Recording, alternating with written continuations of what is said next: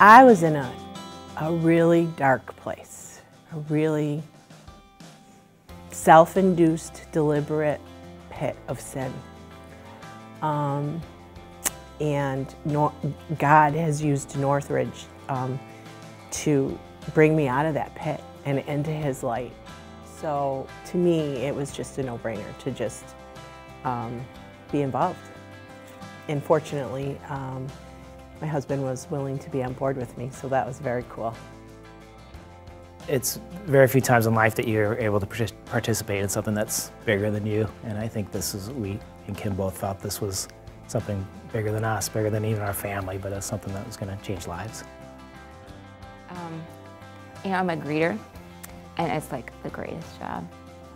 I mean, to me, it's like a miracle every Sunday morning to watch people come in that I've never seen before, and I just know that they're only here because of God. It's nothing that we could do, but they're here looking for God, and we get to be part of it. It's the best.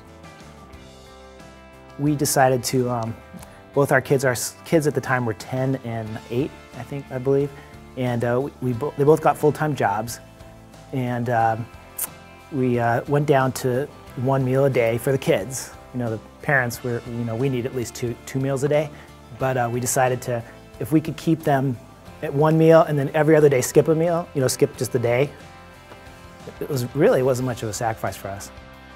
We took we get 2 extra paychecks a year, so we figured we'd get that through the campaign, and then also a tax return. Purchased a new car, I sold the car, we drove a nice old Ford Explorer for a while.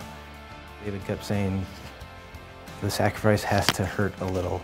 And so we just kept looking at our budget and decided to give based on what would cause us to sacrifice and what would maybe just hurt a little. And it was, we were nervous, we were scared, but it's 3 years later and it's all worked out. My family in the past 4 years has just grown tremendously. To see my children wanting to come to church every Sunday. My oldest, Amanda, she's asked about getting baptized, so we're talking about that. We're talking, but I never thought we'd have that conversation. Or I never thought about having that conversation, so. My wife she's changed her work schedule, so she's coming to church on Sundays, every Sunday. My life is totally changed. We've been totally taken care of. We've never needed anything, and it's funny to call it a sacrifice, I guess. Gary and I have talked about how, especially in our country too, to call the way we live ever a sacrifice is quite a stretch. I feel like God just had His arms around me saying, good job, good job. First very cautiously, I think, and then you might need to take a step back and think and pray and trust that God can do more than you can imagine. And at first it looks scary on paper, especially if you're a logical planner, but God will take care of you. I don't think it was us feeling like God needed our money. I felt like God was allowing us a chance to give, and so we took advantage of the opportunity that God gave us to trust Him. It's my prayer that anybody who steps foot into this church would be able to have even a touch of the experience that I've had here. It's just amazing. We have made a commitment, a sacrificial commitment, dollar commitment that we're definitely going to meet.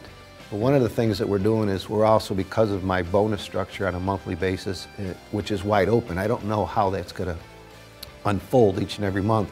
I've set a secondary goal. It's a stretch goal beyond the stretch goal, and just kind of excited to see how God's going to do that one. And I think the difference this time is we have a number, and I think we want to do better than that. We're nervous that we can't, but we're hoping God will just show us a way that we can give above and beyond what we think we can give. According to the latest statistics, if my family earns $47,500, I'm in the top 1% in the world as far as financial resources available to me. I'm going to be in heaven with billions of people who are followers of Christ. And what resources do they have for the sake of the gospel, and what resources did I have at my disposal for the sake of the gospel? That's a question we all have to answer. But I've never looked forward to going to church before, and it's the highlight of my week now, and I don't think I saw this happening 4 years ago in my life, so I'm just looking forward to seeing more people experience what I'm experiencing now. You know, we're in the business of planting seeds, and it's happening every single Sunday and throughout the week. And I can clearly see it, the Great Commission.